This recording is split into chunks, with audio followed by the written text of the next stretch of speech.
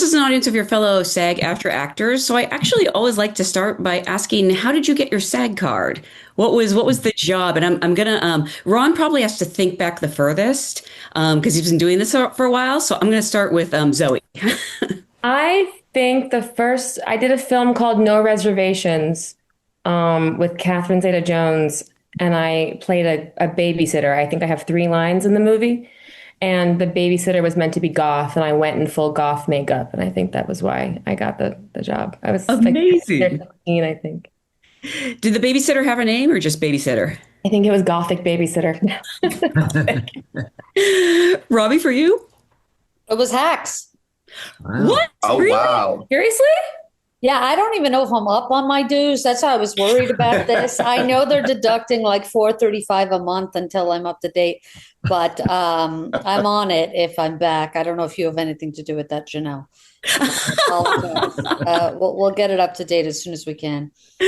That's amazing. So every time you act, you should just get an Emmy nomination from here on out. No, I know. I did. Well, this is my second acting. My second acting. I did Dying for Sex. I did one episode kind of at the same time as this. So I don't know if I got a permission to do that. There was some type of permission from ACTRA.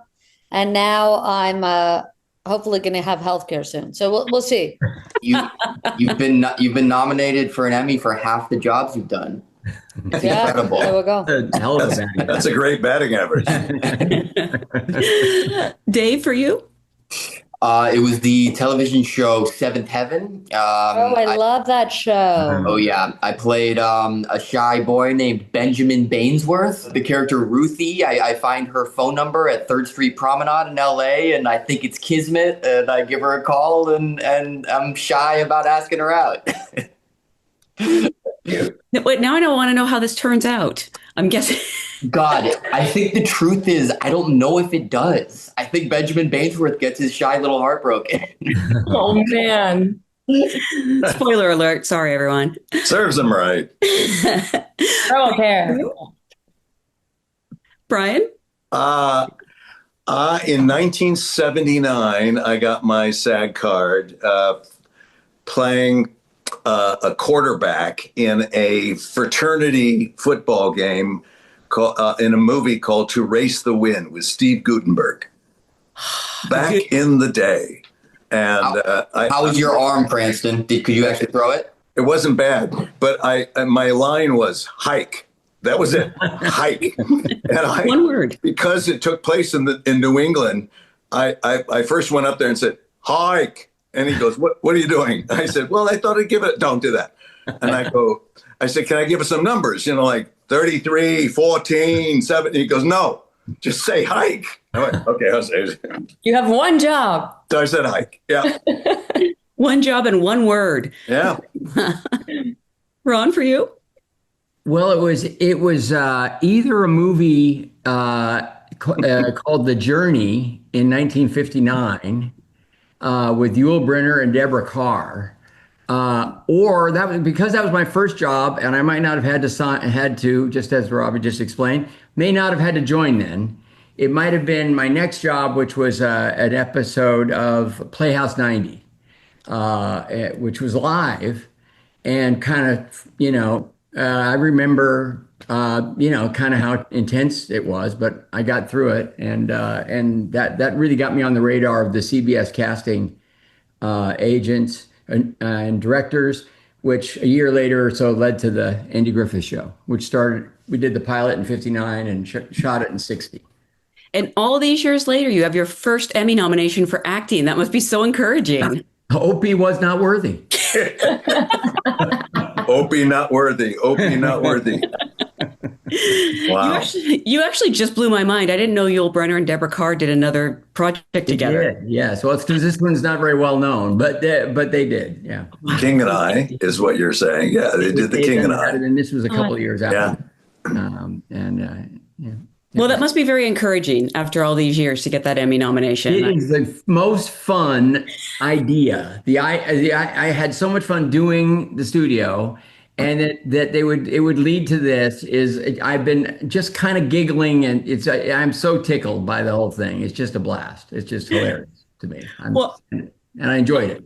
I want to talk about how these roles came your way, and I actually want to start at the beginning with Robby because you're so great as the new assistant in Hacks, and knowing your comedy, it feels like this role was written for you, and Yeah. in fact, it was. No, I feel like I'm cheating here. Like I'm sitting here with the dad from Malcolm in the Middle, Zoe Kravitz, Ron. Like I'm just like, yes, it was written for me, worth noting. But that said, that was almost worse because like had they told me it's written for Meryl Streep and I auditioned for that and I don't get that, I'm like, yeah, well, obviously I'm not, great. I'm happy, whoever got that. But they made me audition for something that they wrote inspired by me. And then I thought, like, then suddenly I have to be me. But like, it became this thing. So it's like they set me up with the layup, and all I had to do was tap it in. So imagine missing that shot. But thank God I fucking dunked it in, and I'm on this panel with you today, Jenelle. Did they ever read anyone else for the role? Do you know, or did you not even? I was begging them. I said I don't have the temperament to audition for this. I'd rather not. Don't tell me it's like just who like. I just didn't have the temperament for the whole audition process. I'd rather not get it at all. I don't love a dangle. Yeah. Audition to play yourself too is crazy. Right? Like they're like, it's inspired by you. I'm Robby. Her name is Randy. Like all of the things. And it's like, yeah, it was tough. But that said, the casting, and I actually sent this lady flowers, Linda. I don't know the rest of anyone there, but she was actually phenomenal in the audition process. I said, I'm like open to notes and everything, because I know that actors on the writing side of things, I mostly do stand up and writing. I know actors, they don't love like a line read, say it like this. I said, you can say it exactly like this. I'll do it.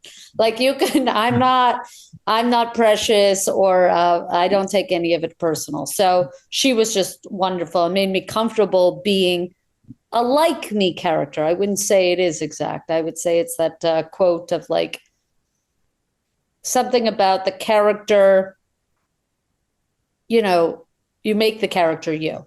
Yeah. Even though this one was set up for that. I'm realizing we all played ourselves except Cranston. Yes. Yeah. Except for Bryan. Bryan, what was your audition like? Seth called and I auditioned over the phone. Basically, I said, I read this script. It's funny as hell and I'd like to do it. But he was talking about the possibility of it's kind of patterned after David Zaslav. And I said, I did a little more research on him, and from a comedic standpoint, he puts me to sleep. I don't think there's any comic material to mine from a David Zaslav. And I said, but what about a Robert Evans? The producer from Paramount in the late 60s and the 70s. And there's a lot there. So he said, sure, try that. And so then we're off and running and doing that. That was a pretty good Seth Rogen for a second there. It was. I saw that. Yeah, that was You good. caught that? Okay. Yeah, that was really good. Everyone has a Seth Rogen laugh. There we go. Everyone does it. I found the quote, Jenelle, and then we'll move on. Just Sure. My autism. Superb actor Spencer Tracy said something along the lines of, don't act the character, be the character. And Randy was a perfect foray for me to do that. I love that. Robby, that Spencer Tracy is one of my favorites of all time. Yeah. That's why I read his quote, Bryan. I'm trying to, we're building rapport here on this Zoom. It's happening. Bryan, now that you say Robert Evans, I'm realizing, did that also inspire like the glasses and the Everything. I went and got the super tan. I bleached my teeth super white.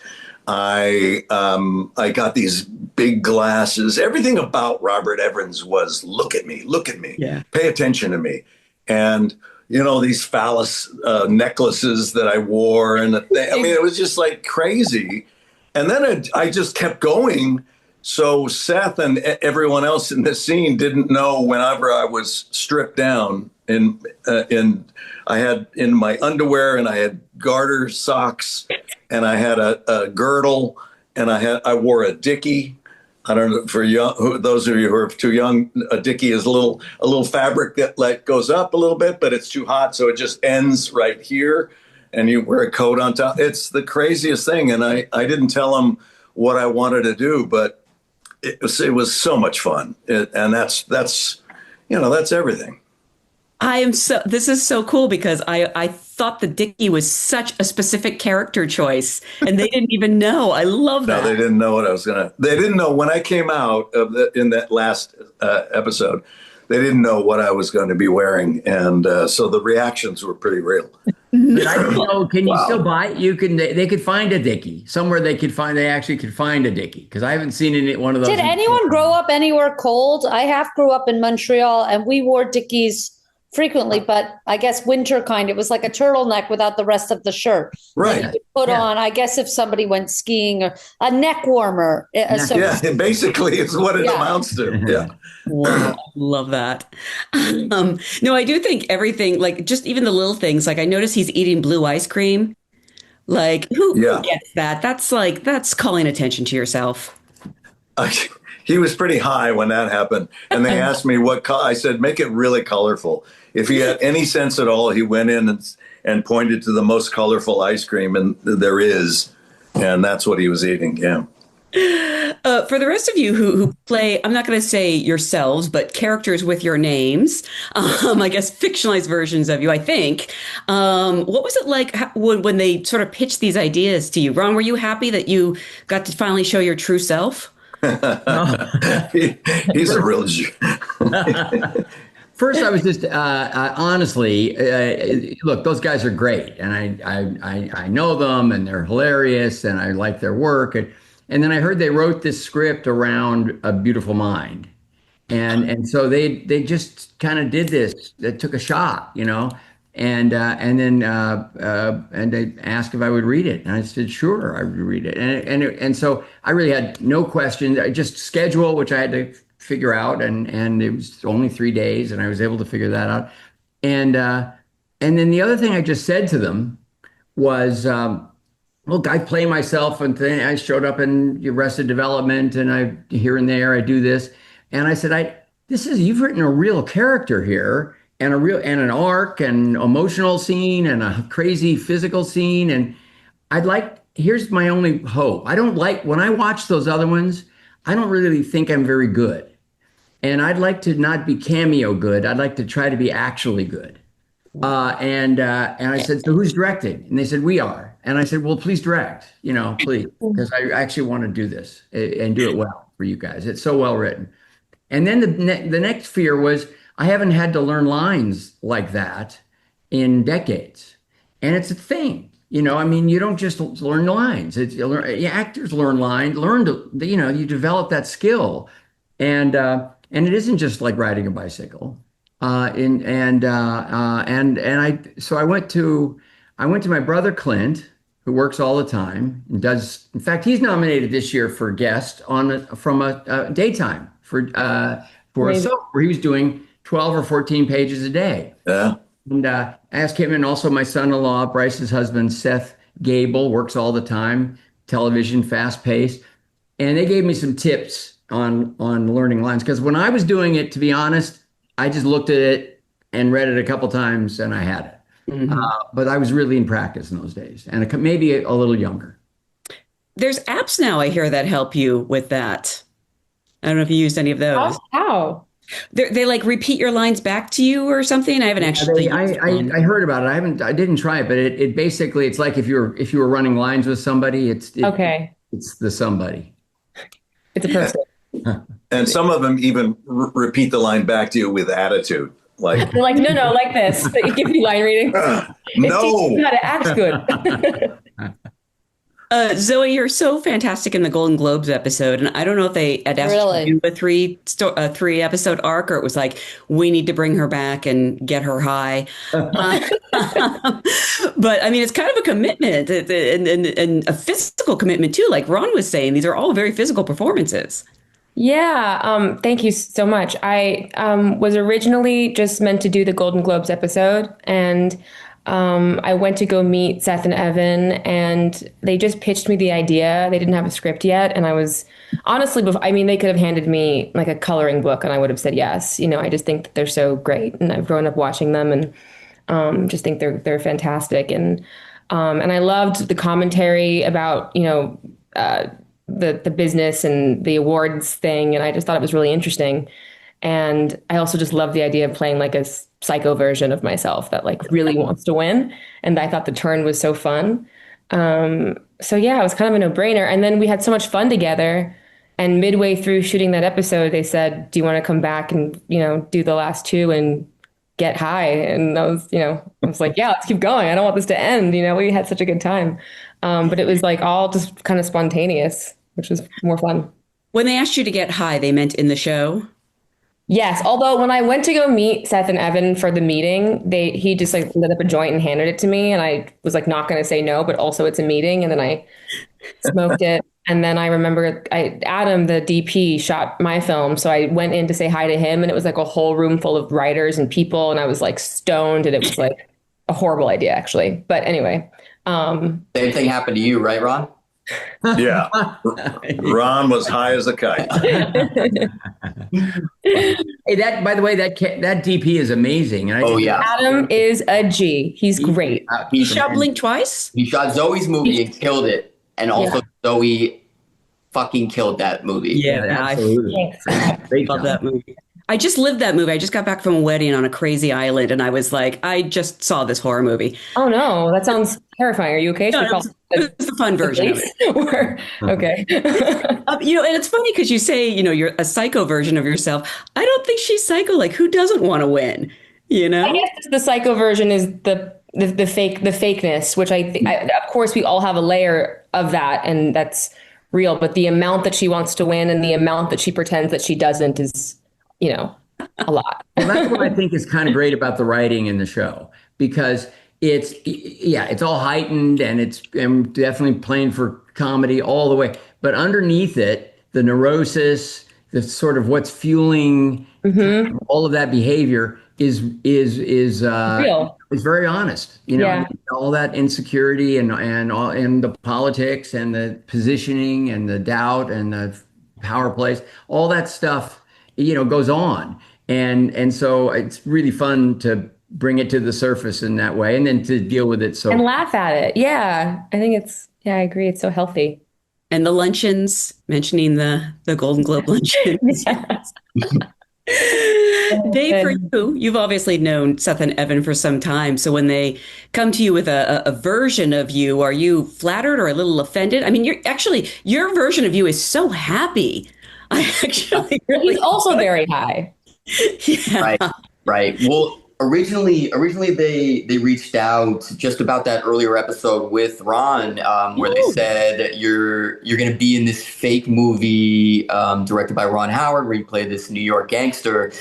And I figured, I was like, this is the closest I'm going to get to being directed by Ron Howard, so let's do this. And it was in a similar way as Zoe. Like, I had such a great time that they didn't actually ask me to come back. I begged them to bring me back. And luckily there were these CinemaCon episodes where it actually made sense to bring back these previous characters.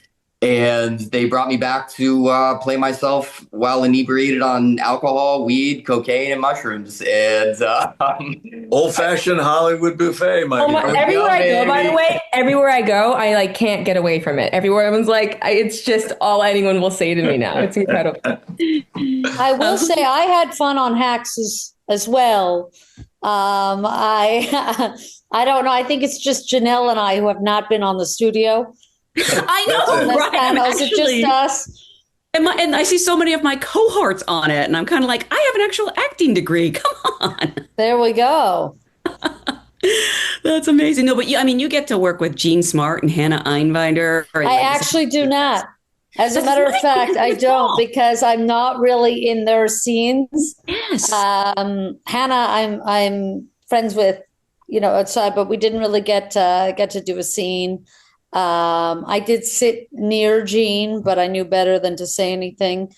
And Working with Paul and Megan was just amazing and a lot of fun. We did not get high. We did not get any drug. We got nothing, but we had fun as well. And I was invited back to more episodes as well. Also, You didn't get high yet. Yeah. thank you. Give it time. Robby mentioned how strange the audition process is. And I know obviously you all didn't audition for these roles, but you've definitely had experience with that. And I'm sort of curious if there's anything you learned during that process that sort of helped you through it or helped you make peace with it, especially, Ron, being on the other side as a director. Well, actually, wait, we have a bunch of directors here. What am I saying? Like you probably have a special empathy for the people who audition for you. Oh, it's my least favorite thing of all time is auditioning anyone for anything, and yet you really have to do it. I mean, if you don't know that much about their work or you're curious about their approach to a character or something, you actually need to understand that and come to terms with it. But the thing that I realized just in my very first directing situation, that actually most of the people who came in could certainly play the part. Most people who come in are good enough to do it. And you begin to realize that there are so many factors that go into making the decision of who's gonna do it that the actor has no control over. So I was able to forgive myself to some extent for all those failed auditions because you realize it's not really in your hands. And my dad, who was a career character actor, whether it's 2 lines or 20 days and pages, he loved it. He did it right up to his next to the last day before he keeled over. In fact, he was working with a mouthful of dialogue, and he did just really well. But he tackled all of that by feeling like every audition was a performance. And so it's a chance to act. You're acting. You're exercising, your craft, your art. And you give it everything you got, and then it's up to them. And he came, he really did come to terms with that in a way that I think is a good lesson for actors. Bryan, I've heard you talk online. I've seen you give some actors some really great advice about. So you were interviewed somewhere, and I remember bumping into it. Just about. That was my interview, actually. I think it was. It yeah. was, yeah. Oh wow. I about 30 years ago, maybe, I had an epiphany that I was going about the audition in all the wrong way because I thought I was going in on a job interview. It seemed like a job interview. Casting director, you're an actor, they're hiring for a series or movie or theater. And so you want to get that job. But when you go into any situation wanting or needing something, you are giving up your power. You're letting it go. So I just completely flipped the perception around and realized I'm not going in there to get something. I'm going in there to give something. I'm going to work hard on this scene and I'm going to give it to them. Just give it to them. And if they choose to use it, fine. If they don't, that's fine too. It's not mine. So I just completely changed the way I approached it. And from that point on, I realized I was there not to get a job, but to do a job. And so I would just go in and say, here it is. If you use it, great. If you don't. And from that point on, I've worked, man, it just changed my career. I just worked nonstop. And that little perception of the same thing was so profound to me. And I try to tell actors that all the time to see if they can adopt that. But it's one of those things that you can't just fake it. You really have to allow that to wash over you and believe it, that you are there and you have value to your work and you're presenting them with genuine options that they may choose or not. And that's what I found. And how far into your career were you when you had this realization? Well, it was quite a ways. I've been doing this for 47 years, I guess now. So it's been a while. Yeah, but that was a huge turning point for me. I was going to say 47 years is impressive, but then I remembered that you're 82, according to the studio. Yes. I look good for 82. You do. So crazy. Robbie was Hacks. Oh, sorry. Go ahead. No, sorry. No, I was just laughing. Oh, Robbie, was Hacks your first audition ever as an actor? No, I auditioned, so I did Dying for Sex one episode as well, which I actually thought was a very good performance as well. Very different character. I was a sexual role, which I know a lot of people who know my stand-up or know my writing maybe don't take me as a sex symbol. I know we have Dave Franco and Zoë Kravitz here, but in a certain niche, for a certain particular group of people, this could work too. And that was like not written. That was a very, wide casting call. And I got that on a third audition. I auditioned just regularly, but I did what Bryan said, or I guess what Ron was saying in terms of, I put a lot of work into it. Everything I do, I'm new to acting, but everything I've always done, I do it really. I do it so this was the same for the 3 pages of this audition. They wanted me in BDSM. I wore something, I just was able, to commit to it. Just like if I, when I was working in fast food and I was very good at my drinks and getting everything out really quick and hitting my lunch shift and making sure the lines were short. With writing or stand up, I'm going to always just give it my all. That's why I didn't take acting lightly necessarily. People were reaching out about me potentially acting, but I thought if I'm going to go out there, I don't want to waste nobody's time. And if they're taking me seriously, I'd like to take them seriously. And so then when I got to the day, and my first part was opposite Michelle Williams. And, I got off the plane. I thought I had halitosis from the coffee or something. So I didn't really chat with her much. I was looking for gum, but I don't want to be a diva my first time on a set, So anyway, I didn't hammer them about gum or anything. And we're doing our first scene. And I wish in between I told her, I loved If These Walls Could Talk Too, obviously Brokeback, but I limited my talking. And yeah, I kind of did what Bryan said. My first part was opposite, obviously, Oscar nominee Michelle Williams. But what I realized in our first scene together was Michelle Williams is Michelle Williams. There's nothing to say. Okay. There's really no going around that. But I'm the only dyke who has to play a dyke here. Actually, it's kind of balanced because I'm the expert for this role. They actually don't know what's going on. And I do know how to run this type of ship.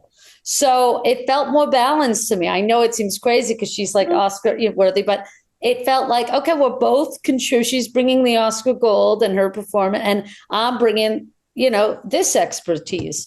So I was just able to give that, I'm going to contribute what I'm contributing and let her contribute what she contributes. And together, so that was my first role. It was only 1 episode, but it was just around the time of Hacks as well. So that's why I know one of them I got a permission for, and I paid that. And then Hacks, I believe we're still paying the dues, Bryan. I don't know.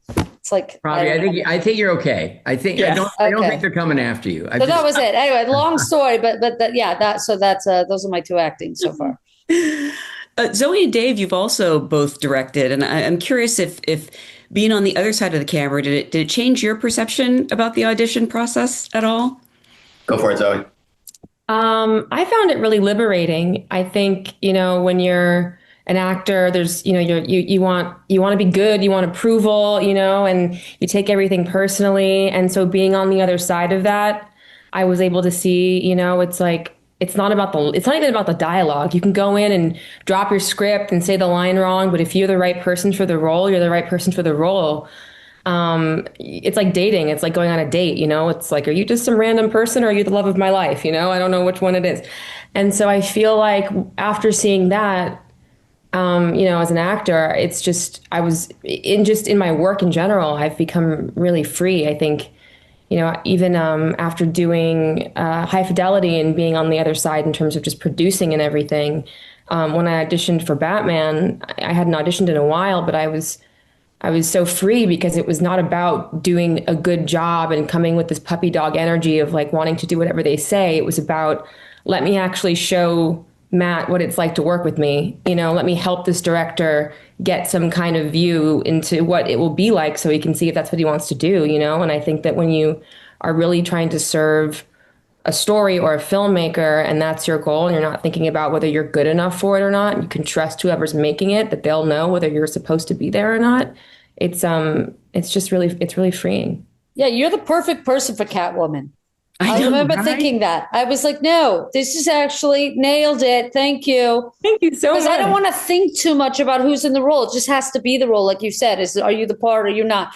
That was one of those roles. I just realized as you were talking, oh yeah, of course she was but it's so natural. You don't even think of it. It's like, it's such a natural fit that you're not taken out of the character at all. It just is the character. Yeah, that's the hope, and you have to trust that the person knows what they're doing.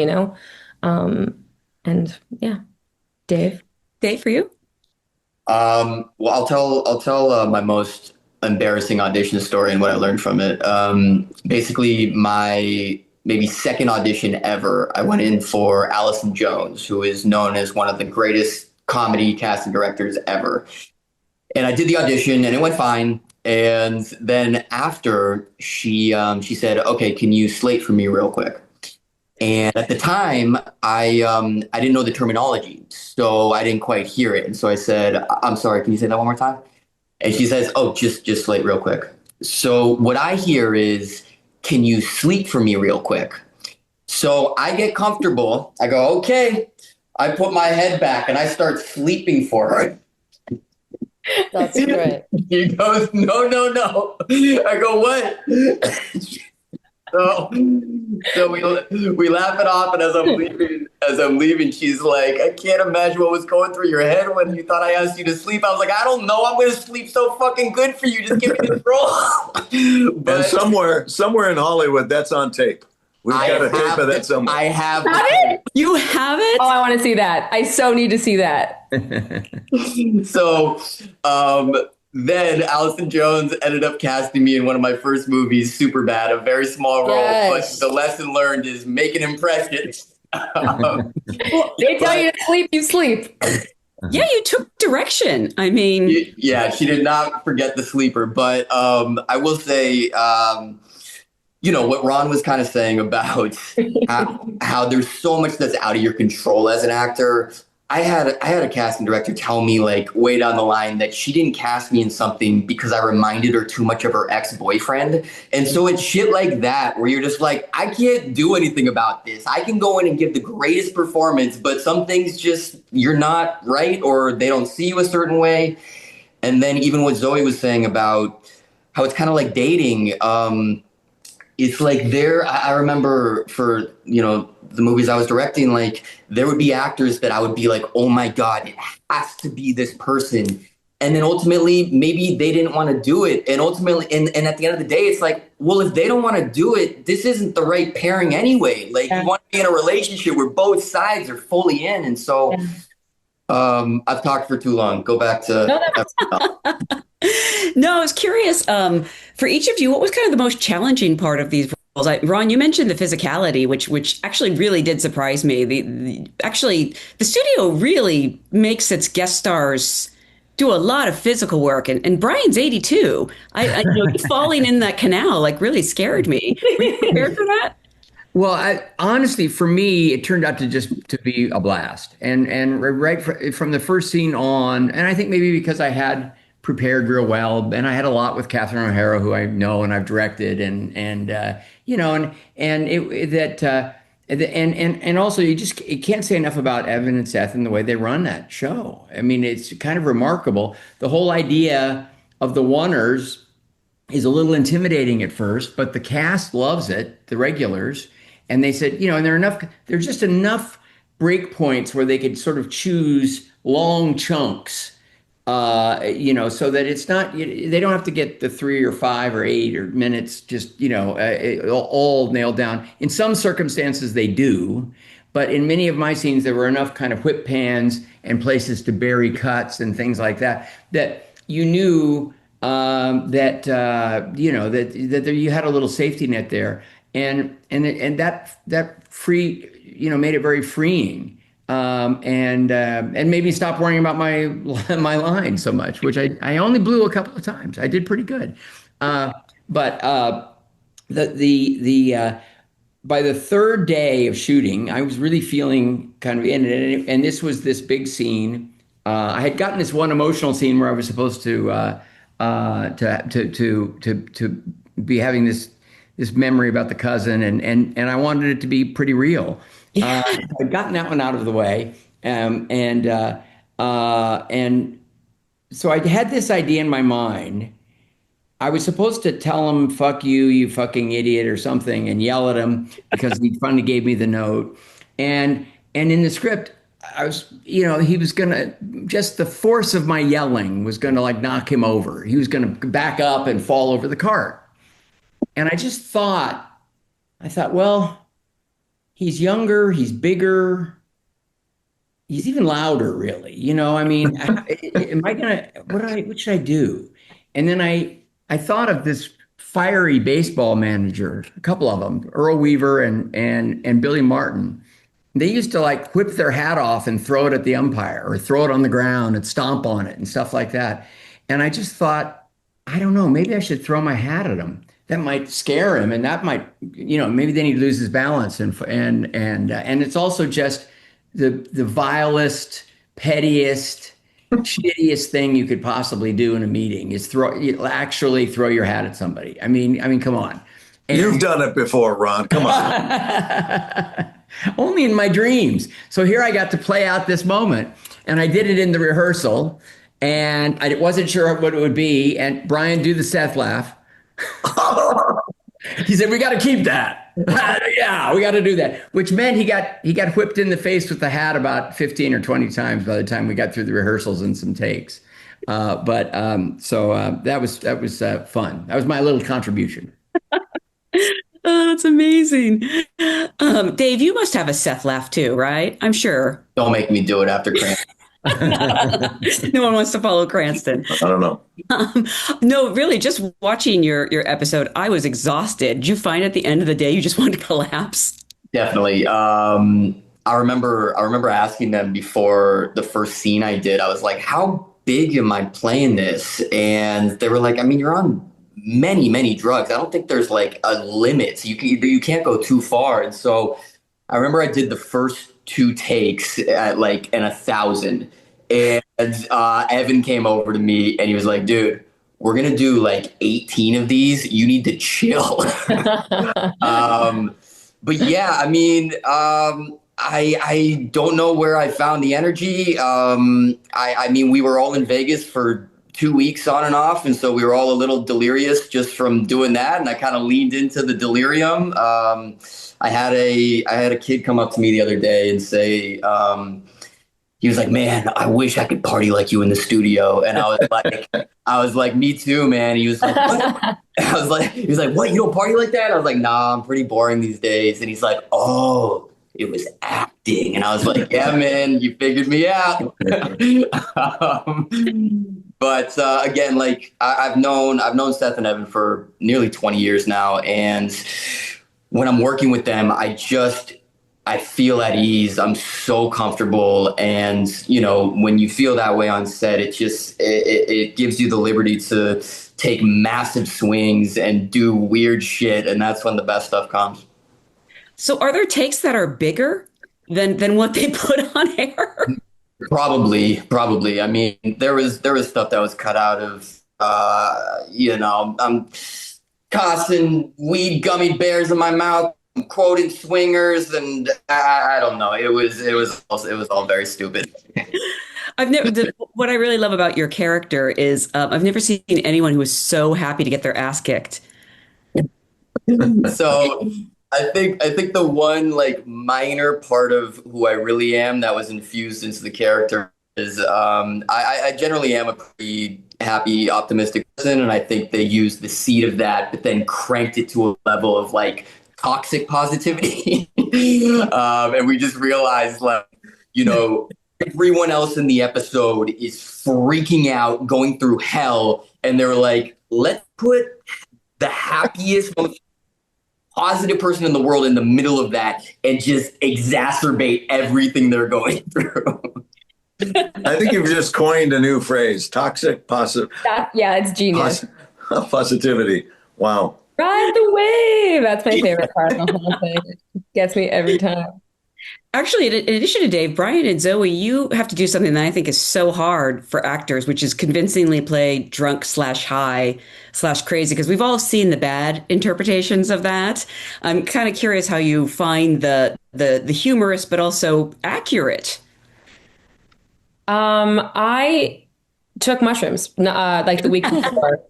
Not a lot, but I did take some because it had been a while since I took them. Oh, you're serious. I'm sorry. Oh, no, I'm not. It's not a joke. I actually took some mushrooms, and I read the script while on mushrooms, and I was writing down. My notes are crazy. It's like they're basically like the energy is written in crayon, and it's like childlike. Everything has a personality. Like I was just like, and I was texting Steph and Evan, and they were like, "Okay, Zoe, that's great."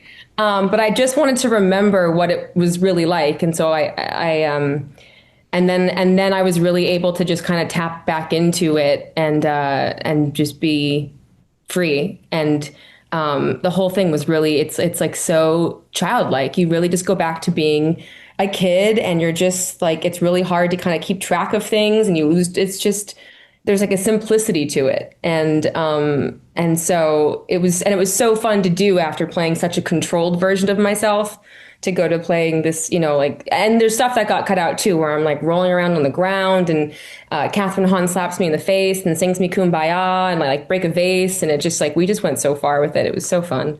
But it was such a good time. It was really, and that's the thing too. Seth and Evan are so good that I just wasn't worried about going too far or being too anything. They'll tell me, they'll let me know, they'll make sure it's good. They'll make sure it's what they need, and that really allowed me to just be as free and silly as possible. When you actually took the mushrooms, did you record yourself so you could kind of see how you were acting? No, I was literally reading the script and taking notes and being like, this is what this needs to be like. It was just about like the feeling and like, because usually when you're on mushrooms, you're not trying to remember it.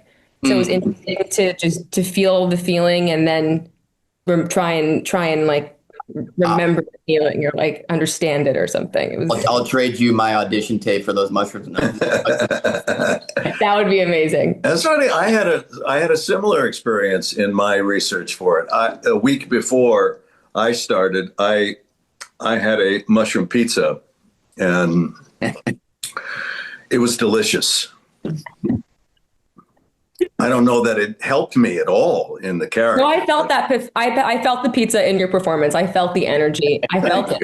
Thank you. That was. I mean, as far as the experience, I think the older I get, the less stress and attitude I want around. I just want to have a good time, and this was a really good time and really good people.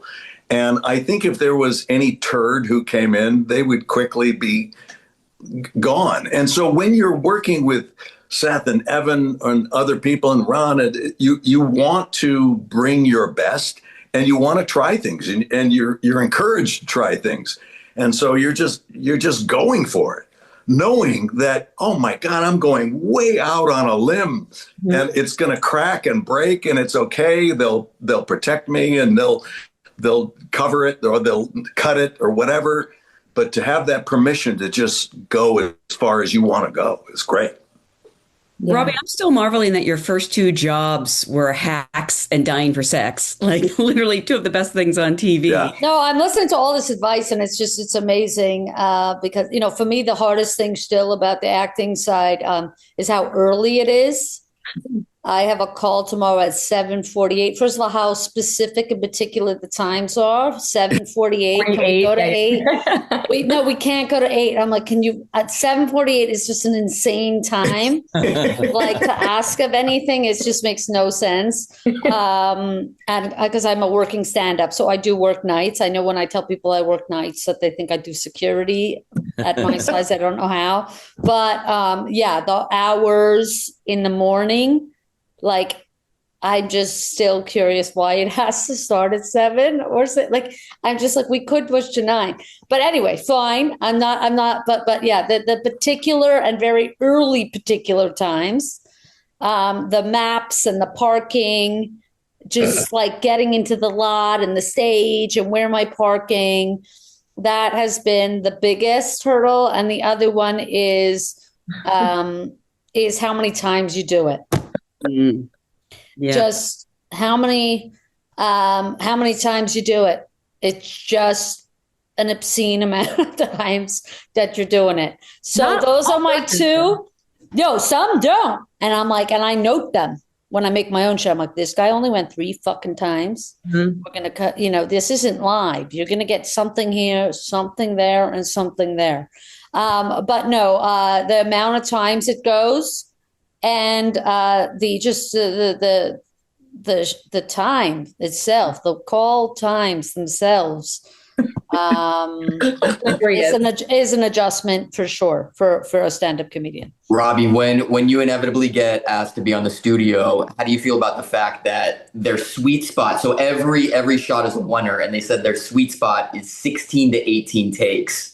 Are you going to take the job, or are you passing? Oh, I'll take all the jobs. I just always think like I'm like, let's say I was on with, in a scene with you. I'd probably think, I'm like, let's say you really nailed it. I'd be like, I think he fucking nailed it, but I'm not the director, but I'm in my head, I'm going, he definitely, like, that was really good, but maybe I'm less, I haven't, the director is the one thing I haven't done yet, but I've been on the writing and the acting side now, and, the comedy of it all. But yeah, I'm kind of like, just like close enough is good enough. But you know what I mean? But stand-up is like that. So it's just a whole different beast to some extent. But yeah, the acting part itself, I like quite a bit. It's feeling natural. Again, I'm doing it later. I haven't dreamt of being an actor or had too much folklore around acting and all this. It's, I give the only advice that some people ask me. I'm like, listen, do